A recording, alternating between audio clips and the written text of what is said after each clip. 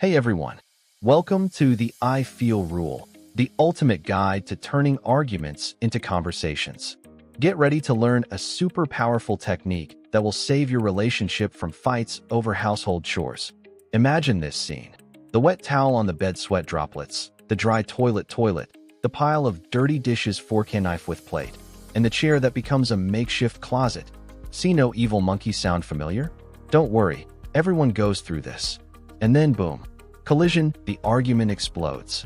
Phrases like "you always" and "you never" take over the conversation.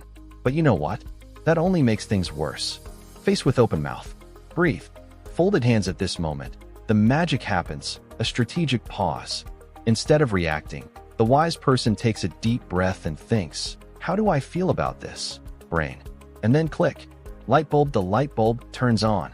Replacing "you're so messy" with "I feel overwhelmed by the mess" is revolutionary. Sparkles, this isn't magic, it's smart communication. Suddenly, everything changes. Raising hands, he hangs the towel on the rack, adds water to the toilet, they wash the dishes together and fold the clothes. Teamwork makes the dream work. Rainbow, and the secret? Focusing on feelings, not criticism. And there we go. Party popper high five.